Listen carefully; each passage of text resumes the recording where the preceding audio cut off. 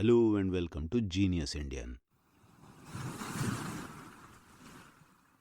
मित्रों, क्या आप बता सकते हैं कि अमिताभ बच्चन, जया बच्चन, रेखा, नफीसा अली, राज बब्बर, किरण खेर, मुनमुन सेन, नीतीश भारद्वाज, मिथुन चक्रवर्ती, धर्मेंद्र पाजी और उनके बेटे सनी देओल में क्या समानताएं हैं? ये कोई मुश्किल सवाल नहीं है। हम सब जानते हैं कि ये सब फिल्म कलाकार हैं, ये सब इंडियन सेलिब्रिटीज हैं। लेकिन इन सब में एक और समानता है, और वो ये कि ये सब लोग किसी न किसी वक्त हमारी भारतीय संसद के सदस्य रह चुके हैं। और उनके बीच एक और महत्वपूर्ण समानता है, और वो ये कि इनमें से ज्यादातर लोगों का हमारी संसद में कोई विशेष योगदान नहीं रहा है। और ये काफी आश्चर्यजनक बात है और काफी दुखदाई भी। आफ्टर ऑल, पार्लियामेंट कोई क्लब या कोई फैशन लाउंज या जिम खाना नहीं है। ये वो जगह है जहां देश का भविष्य सुनिश्चित किया जाता है, जहां 140 करोड़ लोगों के लिए कानून बनाए जाते हैं और जहां हमारे देश के सबसे ज्वलंत सवालों और मुद्दों को उठाया जाता है। और फिर भी इतने महत्वपूर्ण स्थान पर होने के बावजूद इनमें से अधिकांश व्यक्ति चुप रहते हैं, अपने चेहरे पर चुप्पी का मुखौटा लगाए रहते हैं। एक अध्ययन के अनुसार सचिन तेंदुलकर ने अपने कार्यकाल के दौरान लगभग 400 संसद सत्रों में से सिर्फ 29 में भाग लिया, और शायद ही उन्होंने संसद में कभी कोई बात की हो। इसी तरह अपने 6 सालों के कार्यकाल में अभिनेत्री रेखा ने सिर्फ 18 सत्रों में भाग लिया, जिनके दौरान उन्होंने ना तो कोई सवाल पूछा और ना ही कोई बिल पेश किया, जिसका सीधा सा मतलब है कि हमारे देश को उन 6 वर्षों के दौरान उन्हें एक सांसद के रूप में 99 लाख रुपए के वेतन का भुगतान करने के बावजूद कुछ खास हासिल नहीं हुआ। तो सवाल है कि लोग इन कलाकारों को चुनते क्यों हैं? क्यों हमारे राजनेता उन्हें राज्यसभा के लिए नामांकित करते हैं? और उसका जवाब है हेलो इफेक्ट के कारण। हेलो इफेक्ट के कारण लोगों को लगता है कि यदि कोई व्यक्ति अच्छा अभिनेता है तो वो बुद्धिमान भी होगा, बहुत तेज दिमाग वाला भी होगा, और वो कुछ ऐसे प्रस्ताव पेश करेगा जिससे हमारे देश में एक नई क्रांति आ जाएगी, जिससे हमारे देश की काया पलट हो जाएगी। और इसी तरह की सोच को हेलो इफेक्ट कहा जाता है। ये एक कॉग्निटिव बायस है, और यही आज हमारी चर्चा का विषय है। हेलो इफेक्ट को शारीरिक आकर्षण स्टीरियोटाइप या फिजिकल अट्रैक्टिवनेस स्टीरियोटाइप भी कहा जाता है, और कई लोग इसे what is beautiful is also good principle के नाम से भी जानते हैं। शारीरिक आकर्षण अक्सर हेलो इफेक्ट का एक प्रमुख हिस्सा रहा है।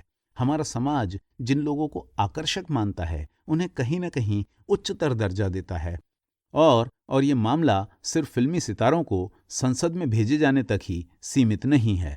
वास्तव में इसका असर हमारी रोजमर्रा की जिंदगी में दिखाई देता है, और यहाँ तक कि हमारे स्कूल और कॉलेज भी इससे अछूते नहीं हैं। हमारे स्कूलों और कॉलेजों में कई शिक्षक अच्छे दिखने वाले छात्रों से प्रभावित रहते हैं और परिणाम स्वरूप उन पर अधिक ध्यान देते हैं।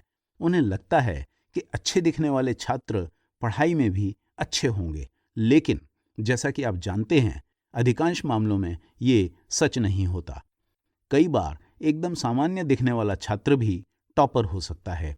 ये उसके आईक्यू पर निर्भर करता है, उसकी स्टडी मेथड्स पर डिपेंड करता है, और इस बात पर कि वो अपनी पढ़ाई को कितना सीरियसली लेता है।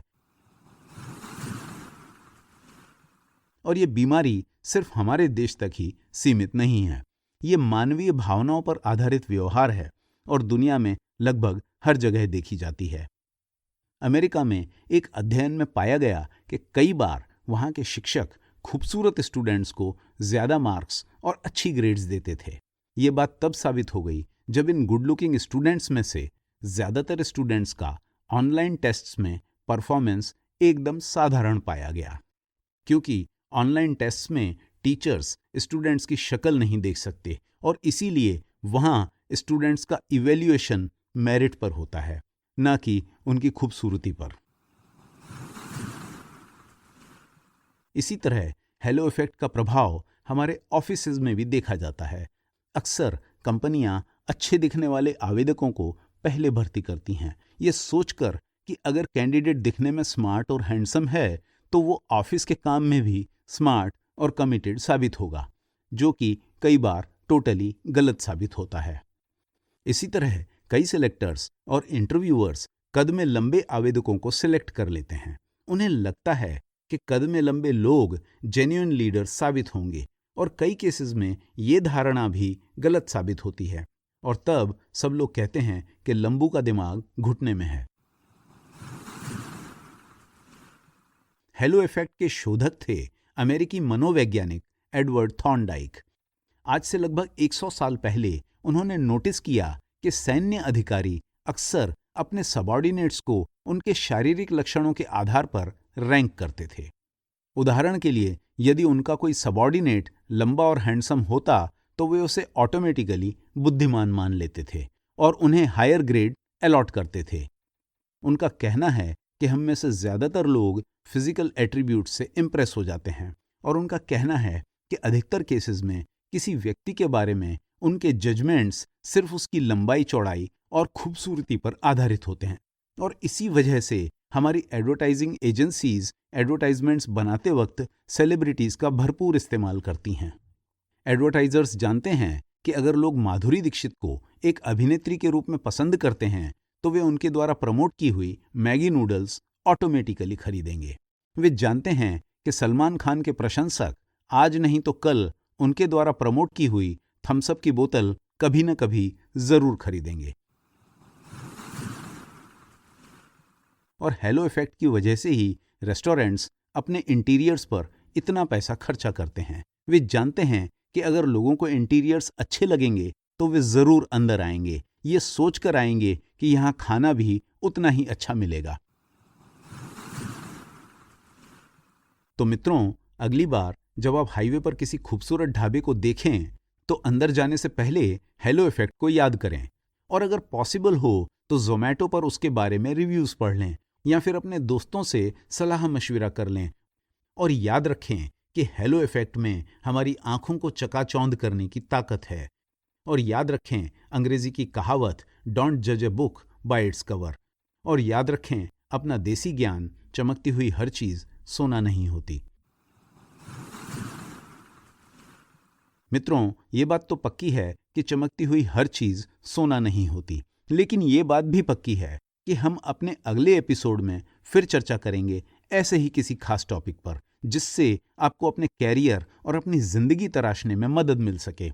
तो कृपया उसे मिस न करें और उसे मिस न करने का सबसे आसान तरीका है जीनियस इंडियन चैनल को सब्सक्राइब करना। और जीनियस इंडियन वीडियोस के ज्ञान के प्रकाश को चारों ओर फैलाने का सबसे आसान तरीका है इस वीडियो को लाइक और शेयर करना। और इस चैनल को इम्प्रूव करने का सबसे आसान तरीका है अपने विचारों से मुझे अवगत कराना। और अंत में आज की इस चर्चा को समाप्त करने का सबसे सही तरीका है आपको अपना समय निकालने के लिए आपका शुक्रिया अदा करना। Thanks for watching.